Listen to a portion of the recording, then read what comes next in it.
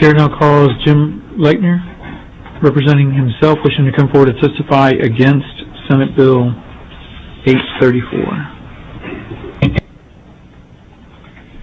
Good afternoon, everyone. My name is Jim Leitner, and I'm a private attorney in Houston. I've been a lawyer since 1975.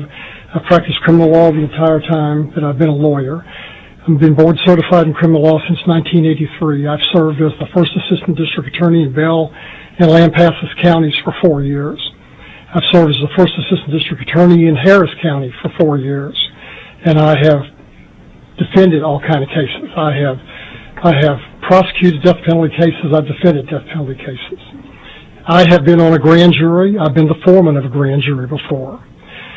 The problem that we have, and if there is a problem, and like the one witness said he didn't know that there was a problem, if there's a problem here, it's only half of the problem. The way grand juries are selected in Texas right now is that a judge can call from the jury pool of people they don't know, bring them over to the courtroom, and select a grand jury. You know, if it was like that, I wouldn't be up here complaining right now. But the way it is a judge gets to appoint 3 individuals to be their commissioners. The judge can give them the names of these individuals that they want in the grand jury, and then put those people on the grand jury. Mr. Leitner, before you continue, your position on this bill is what? Against. Okay, please proceed. And the reason I'm against like that because is in most situations you're not going to have a problem. In most situations you don't have a problem with just the names being disclosed. And the names aren't disclosed while the grand jury is in session. The name is disclosed after the grand jury is over with. And the grand jury has only voted if there's probable cause to take this case to trial. Our pettit juries have to determine whether someone's guilty, and they send them to the penitentiary, have their names branded about all the time out there. But you know, with the grand jury, it's just that 3-month term where they're deciding what to do. But the real problem exists is when a grand jury is appointed for a political purpose and they don't indict somebody. So you don't kick in this ability to get the names and addresses and everything that your bill allows you to do. But the individual is destroyed because there's an investigation going on about it. And what do you do if you said that there's a provision in the bill that says you can go to the judge? The problem is you go to the judge that appointed this grand jury, you know, which is not going to get you anywhere.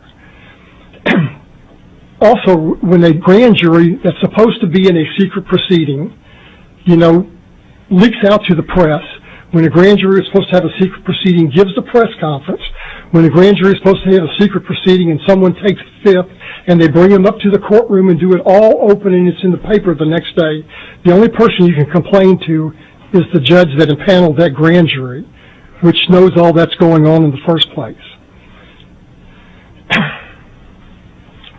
You know, the problem is the only way that you have anything at all to do when that situation to stop it is find out what the connection there is between the judge and the grand jurors. The case that he's talking about in Houston, you know, is one where you could trace all those things back just by having their names. And just the ability to let the public know with this character assassination what the motive was is a deterrent. I mean, it deters judges and grand juries from taking that avenue when you can show the past relationships between the judges and the grand juries. I mean, otherwise, a grand jury who acts with immunity, anything they do is immune. If they're immune and they're also secret too, you know, there's nothing that you could ever do about it. And I don't know when we can look back in our history and say that we've ever benefited by secret tribunals. I mean, and this is almost secret. All you would get is the name, and you get the name after the grand jury session is over with. The only thing that you can show with that name is if there is some type of a connection, as you can show why this investigation occurred. But even then, it's not going to change anything. It's not a bar to the indictment. But it's just the public would need to know in that situation, and if you make it totally secret, they'll never know. Thank you, Mr. Leitner. Representative Carter. Oh, thank you. Could you just talk briefly about the standard of good cause?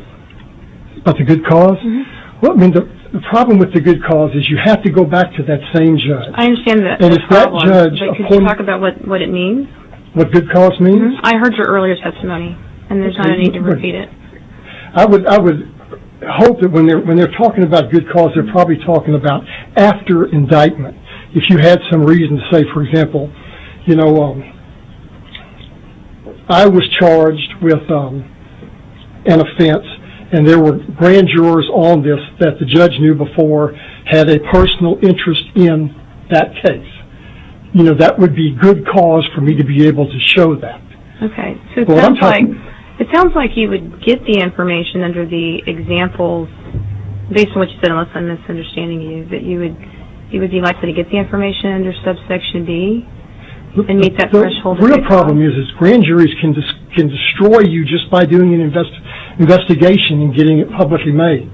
You know, that all comes after you're indicted and you can show the makeup. This way, you could never show anything. They do the investigation, no indictments come out, and you're destroyed. Wouldn't that be the case anyway? I'm sorry? Wouldn't that be the case anyway? Wouldn't what be the case anyway? I mean, what would change with regard to the after, before? You're talking about the timeline. Well, what I'm saying is at least you could show after the fact. Why the grand jury went after me was because of this connection that the judge had. But you also said that under the example that you gave, if I heard you correctly, that there would be good cause to show that connection in that specific example after the effect. So I'm unclear about what changes other than, I mean, I understand that, you know, you get the name as early as possible. You would only know the good cause once you knew the names of the grand jurors. If it was all kept secret, you would have no idea that there was this connection between the judge and the grand jurors. Right, but if you make your case for good cause for whatever, home address, ethnicity, whatever the case may be listed in that subsection A or whatnot, then arguably you would also make the good cause case for the name. Or at least that's what I think. Well, if you don't know the names, you don't know the connection, and you can't show good cause. Maybe, maybe not. And isn't it true that you're going to generally go back to that original court anyway, where in whatever case you're arguing, you know, certain evidence can't, you can't have the media present. You're going to go back to that original court. That there's a motion to eliminate. You're going to go back to the original court. You know, whatever motions, whatever hearing, you're always going back to the original court to make a decision. I've never had a case, criminal or civil, in which I went to different courts to argue any issue, including confidentiality. And so I'm not sure why. You know, maybe that's a change in another type of law. You know, like where do we go to deal with these issues of confidentiality? What I was trying to say is, relevant here. The problem is because the judge who is picking the grand jurors is picking the grand jurors for a reason that is not a kosher reason. You know, and you can't find out who they've picked. You'll never show good cause. It's not until you find out what their name is. And it may be after your reputation's been destroyed that you find that out. But you can then at least show why that happened, what the political connection was for that to occur. But if you seal it with secrecy, you could never find out. Well, I appreciate that. You know, again, the federal, you know, we deal with this all the time at the federal level, right? So. Let me see, in the federal level, they don't pick grand jurors the way we do here in Texas either. Okay. I mean, when you give a person total discretion to put the same grand jurors on every year after year after year after year, you know, there's a reason for that. And you ought to be able to show the public that that individual's doing that. Arguably so. I mean, not to belabor this point, but at the end of the day, the name is either confidential or not, right? Regardless of the selection. And so I'm just suggesting that, you know, there are numerous states that keep names confidential. And so, I mean, would you say that in those states, my goodness, you know, they've got whatever, fill in the blank, rampant fraud, you know, evasive procedures or whatever. I mean, I would think that, I think what would be helpful is if you if you had some information on other states that have kept the names confidential and the effects that you're saying would happen, I'd love to see that data. If you keep them confidential, you'll never find out. That's just it. You'll never find out.